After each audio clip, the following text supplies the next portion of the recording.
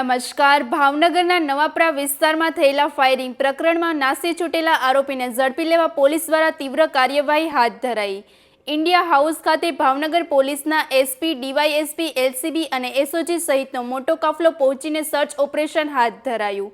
Firing કેસમાં વલી હાલારીનું નામ સામે આવતા હાલારી બંધુઓની શોધખોળ માટે આ કાર્યવાહી કરવામાં આવી. જોકે સર્ચ દરમિયાન આરોપીઓ મળી આવ્યા ન હતા. તપાસ દરમિયાન પોલીસને અહીંથી 50 જેટલા જીવતા કાર્ટીજ, છરીઓ તેમજ વિદેશી દારૂની બોટલો મળી આવી હતી. સાથે જ એક વિદેશી પોકેટ મંકી અને કાળિયાર હરણના 4 શીંગડા પણ મળી આવતા વન વિભાગને જાણ કરવામાં આવી. વન વિભાગે પરમિશનના દસ્તાવેજો ના હોવાને કારણે પોકેટ મંકી અને શીંગડા જપ્ત કરી કાર્યવાહી હાથ ધરી.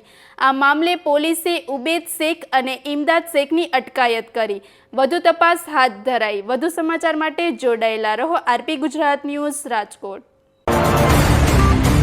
સૌપ્રથમ તો પોલીસ સ્ટાફ દ્વારા જે સર્ચ ઓપરેશન કરવામાં આવ્યું હતું એમાં વન્ય પ્રાણીના અવશેષો જેવા કે કાળિયારના શીંગડા મળતા અમને જાણ કરેલી, જેથી વન વિભાગ સ્ટાફ દ્વારા સર્ચ કરતા કાળિયારના શીંગડા નંગ 4 અને એક એક્ઝોટિક સ્પીસીસ જે માર્મોસિસ વાંદરું કહેવામાં આવે છે એ પણ મળી આવી છે. જે બંનેને જપ્ત કરી વન વિભાગના કબજામાં રાખવામાં આવેલ છે અને હાલ ધોરણસરની કાર્યવાહી હાથ ધરવામાં. વાંદરામાં કેટલા સજાની જોગવાઈ છે? વાંદરો માટે એક્ઝોટિક સ્પીસીસ છે જે પરમિશન લઈને રાખી શકે છે. એમની પાસે પરમિશન હતી કે કેમ? અત્યારે હાલ એમની પરમિશન પ્રોસેસમાં છે એવું જણાવ્યું છે. એમની પાસે પરમિશન કોઈ હતી નહીં. સાથે બ્લેક બકના સિંગ પણ મળી આવ્યા છે. જો ફોરેનમાંથી આ પ્રકારે પ્રતિબંધિત વસ્તુઓ જેમ કે વન્ય પ્રાણી લાવવામાં આવતું હોય તો એની માટે કોઈ નિયમ હોય છે ખરી? હા, નિયમ હોય છે. એની પરમિશન લેવાની જરૂરી છે અને શીંગડા તે રાખી શકતા નથી. આ પ્રકારનો ગુનો દાખલ થયો છે, કેટલા વર્ષની જોગવાઈ હોય છે અને કેવા પ્રકારની કાર્યવાહી થતી હોય છે? 7 વર્ષની જોગવાઈ છે સજાની મેક્સિમમ, અને અમારી તરફથી જે કઈ ધોરણસરની કાર્યવાહી હાથ ધરવામાં આવે અમે તો કરશું. આ પ્રકારના વન્ય પ્રાણી અગાઉ ક્યારે પકડાયા છે કે કેમ ભાવનગરમાં? ના. આજે નીલમબાગ પોલીસ સ્ટેશનના નવાપરા વિસ્તારમાં સવારે ફાયરિંગનો બનાવ બનેલ, જેના કામે ફરિયાદી દ્વારા જે ફરિયાદ દાખલ કરવામાં આવેલા, જેના 6 આરોપીઓને પોલીસ દ્વારા અટક કરવામાં આવેલા અને આજે અહીંયા 2 આરોપી વલી અને હબીબ હોવાની શક્યતાને અનુસંધાને માનનીય એસપી સાહેબની સીધી દેખરેખ હેઠળ આજે તકશ્રી તથા એલસીબી, એસઓજી અને પેરોલ ફલના સ્ટાફ સાથે અહીંયા રેડ કરતા આરોપીઓ મળ્યા નથી, પરંતુ અહીંયા 50 જેટલા જીવતા કાર્તીસ, 6 જેટલી છરીઓ, કોળિયા જે છે તેના હરણના જે 4 સિંગ તથા પોકેટ મંકી અને પ્રોહિબિશનની એક ઇંગ્લિશની બોટલ અત્રે મળેલી છે.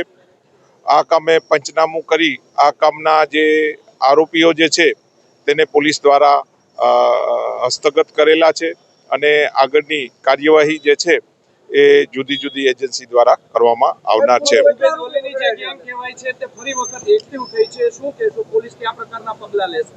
આ કામે હાલમાં જે રેડ દરમિયાન જે જીવતા કાર્તીસ જે છે તે મળેલા છે, તો તેના કામે જે આર્મ્સ એક્ટ હેઠળ ગુનો નોંધવામાં આવશે અને આ ક્યાંથી લાવ્યા, એની પરમિશન છે કે નહીં, એ બાબતે ઊંડી તપાસ હાથ ધરવામાં જે છે. આજે 2 આરોપીઓને પોલીસ દ્વારા અટક કરવામાં આવેલા છે. હા, એ જે અત્યારે હાલમાં જે છે એ જીવતા કાર્તીસ છે, તેની જે પૃથ્થકરણ કરી અને ઓફિશિયલી આપને જે છે જાણ કરવામાં આવશે.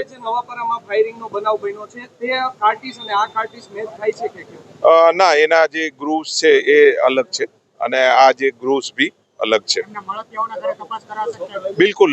આજે જે છે જુદી જુદી જગ્યાએ માનનીય એસપી સાહેબની સીધી દેખરેખ હેઠળ જુદી જુદી જગ્યાએ કોમ્બિંગની કાર્યવાહી હાલમાં બી ચાલુ છે અને આ કામે જે 2 નાસ્તા ફરતા આરોપી જે છે એને વહેલી તકે પોલીસ દ્વારા અટક કરવામાં આવશે. બિલકુલ જુદી જુદી જગ્યાએ જે છે પોલીસ દ્વારા કોમ્બિંગ કરવામાં હાલમાં ચાલુ છે અને જો આવા હથિયાર ગેરકાયદેસર હથિયાર મળી આવશે તો પોલીસ દ્વારા ગુનો નોંધવામાં આવશે. ચાલી રહી છે ભાવનગર પોલીસ ગુજસીટોક હવે દાખલ કરવા જઈ રહી છે.